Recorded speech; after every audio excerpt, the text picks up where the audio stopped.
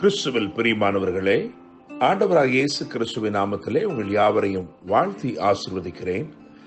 இந்த நாளுக்கென்று தேவன் நமக்கு அருளி இருக்கிற ஜீவ வார்த்தை சங்கீதங்களின் புஸ்தகம் 119 சங்கீதம் 49 மற்றும் 50 ஆகிய வசனங்களில் இருக்கிறது.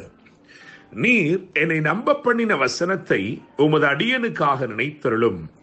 அதுவே என் சிறுமையில் எனக்கு ஆறுதல்.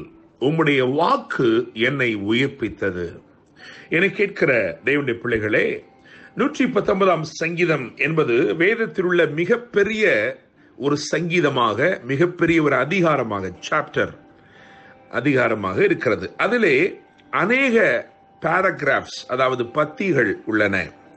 இன்று தேவன் நமக்கு அருளின வார்த்தை சரியாக சாயின் என்னும் 7ஆம் பத்தியில் அமைந்திருக்கிறது.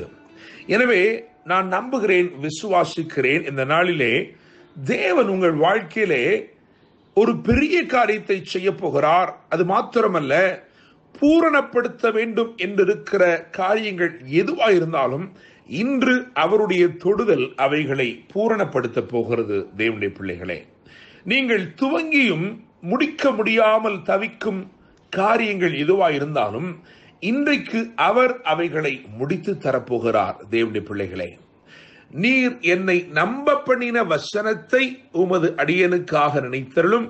அதுவே என் சிறுமையில் எனக்கு ஆறுதல். உம்முடைய வாக்கு என்னை உயிர்ப்பித்தது. இன்னைக்கு 2 காரியங்களை கர்த்தர் நம்முடைய வாழ்க்கையிலே செய்ய போகிறார். முதலாவது, அவர் நம்மை உயிர்ப்பிக்க வேண்டிய நிலைகளிலே உயிர்ப்பிக்க போகிறார். இரண்டாவதாக, நம்முடைய சிறுமையை அவர் மாற்றப் போகிறார். என கேட்கிற தேவனுடைய பிள்ளைகளே, நீங்கள் மூர்ச்சையடைந்து உங்களாலே நம்ப முடியாத காரியங்கள் எதுவாயிருந்தாலும், நடக்காது என்று நீங்கள் நினைத்துக் கொண்டிருக்கிற காரியம் எதுவாயிருந்தாலும், அந்த காரியங்களிலே ஒரு பெரிய அற்புதத்தை இன்றைக்கு அவர் செய்ய போகிறார். உங்களுக்கு முன்பதாக மலை போல காணப்படுகிற காரியங்கள் எதுவாயிருந்தாலும் அதை பனி போல அவர் மாற்றப் போகிறார். என கேட்கிற தேவனுடைய பிள்ளைகளே, இந்த வசனத்தின் அடிப்படையில நான் வேதத்திலே ஒரு உதாரணத்தை தேடி பார்க்கையில் எனக்கு யாக்கோபு தென்பட்டான். ஏனென்றால் யாக்கோபை குறித்து ஆதியாகமம் 45 அதிகாரம் 27 வசனத்தை வாசிக்கும் பொழுது யாக்கோபின் ஆவி உயிர்த்தது என்று எழுதியிருக்கிறது.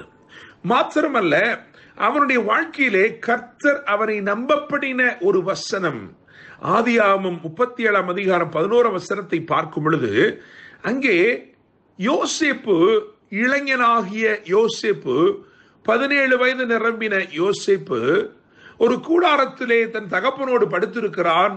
அங்கே எல்லா பிள்ளைகளும் எழும்புகிறார்கள். ஆனால் அவன் மாத்திரம் விசேஷித்தவராய் எழும்பி அவன் சொப்பனங்களை அறிவிக்கிறான்.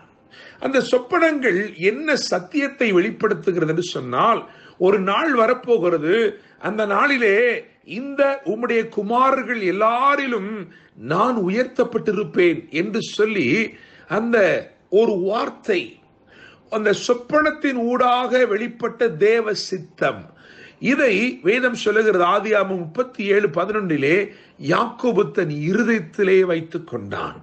ஆனால் சில நாட்களுக்கு பிறகு அவனிடத்திலே ஒரு பலவர்ண அங்கியை, இரத்தம் தோய்ந்த அங்கியை வந்து கொடுக்கிறார்கள்.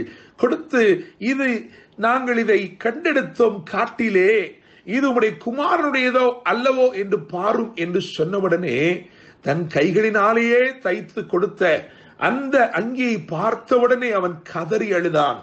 அவனுக்கு கர்த்தர் அவன் இருதயத்திலே அவரை நம்ப பண்ணி வைத்திருந்த வசனம் அவனுக்கு நினைவுக்கு வரவில்லை. அவன் கதறினான், அழுதான், புலம்பினான். ஐயோ, ஒரு துஷ்ட மிருகம் என்னுடைய மகனை பட்சித்து போட்டதே என்று சொல்லி கதறினான். ஆனால் பல ஆண்டுகளுக்கு பிறகு அவனுக்கு ஒரு நற்செய்தி அறிவிக்கப்படுகிறது. அவன் நினைத்து பார்க்க முடியாத ஒரு நற்செய்தி அவனுக்கு நேராய் வருகிறது. அவர்கள் சொல்லுகிறார்கள், உமது குமாரன் உயிரோடு இருக்கிறான் என்று சொல்லி. எந்த குமாரன் எல்லாம் போய்விட்டது, இழந்து போனேன் என்று நினைத்தானோ, எந்த குமாரன் இல்லவே இல்லை என்று நினைத்தானோ, அவன் இப்பொழுது எகிப்து தேசத்துக்கெல்லாம் அதிபதியாய் இருக்கிறான் என்று அறிவிக்கப்படுகிறது. அவனால் நம்ப முடியாத ஒரு நற்செய்தி. என கேட்கிற தேவனுடைய பிள்ளைகளே, அந்த நற்செய்தியை கேட்டவுடன் அவனுடைய இருதயம் மூர்ச்சையடைந்தது, அவன் அவர்களை நம்பவில்லை என்று எழுதியிருக்கிறது. அதற்கு பின்னே அவன் சொல்லப்பட்ட வார்த்தைகளை கவனிக்கிறான், அந்த வண்டிகளை பார்க்கிறான், அவன் ஆவி உயிர்த்தது என்று எழுதியிருக்கிறது. தேவனுடைய பிள்ளைகளை, பஞ்சத்தாலும் வறட்சியாலும் உண்டான சிறுமை நீங்கினது. உச்சிதங்கள் நிறைந்த வண்டிகளிலே உற்சாகமாய் புறப்பட்டு தன் குமாரனை கட்டி தழுவி ராஜாக்களையும் ஆசீர்வதித்தான். என கேட்கிற தேவனுடைய பிள்ளைகளே, நம்ப பண்ணின வசனம். உங்களுடைய வாழ்க்கையில ஏதோ ஒரு வார்த்தை தேவன் அருளி உங்களை நம்ப பண்ணி இருக்கிறார் என்றால், நீங்கள் அதை இருதயத்திலே வைத்திருக்கிறீர்கள் என்றால், அந்த வார்த்தை நிமித்தமாய் தேவன் இன்று உங்களுக்கு அற்புதம் செய்ய போகிறார். அந்த வார்த்தையின் நிறைவேறுதல் உங்கள் வாழ்க்கையில நெருங்கிவிட்டது. எனவே அவர் உங்களுக்கு வாக்கை அனுப்பி உயிர்ப்பித்து உங்கள் சிறுமையை மாற்றுகிறார். தேவனுடைய பிள்ளைகளை, யோசித்து பாருங்கள். யாக்கோபு அந்த வண்டிகளிலே பிரயாணப்பட்டு கொண்டிருக்கும் பொழுது, அந்த உச்சிதங்கள் நிறைந்த வண்டிகளிலே அவன் பிரயாணப்பட்டு கொண்டிருக்கிற பொழுது, அவன் உள்ளம் எவ்வளவு அதிகமாய் தேவனுடைய உண்மையை துதித்திருக்கும். நிச்சயமாக நான் நம்புகிறேன், விசுவாசிக்கிறேன். இன்று கர்த்தர் உங்களுடைய வாழ்க்கையிலே செய்ய போகிற பூரணப்படுத்தும் கிரியைகள், பெரிய கிரியைகள் உங்கள் வாழ்க்கையிலே ஒரு பெரிய உற்சாகத்தை ஏற்படுத்த போகிறது. இன்றைக்கு அவர் உங்கள் ஆவியை உயிர்ப்பித்து உங்கள் சிறுமையை மாற்றுகிறார். கர்த்தர் தாமே இந்த வார்த்தைகள் மூலமாய் என்றும் உங்களை ஆசீர்வதிப்பாராக. என்று அன்போடு pastor Daniel Moses. God bless you.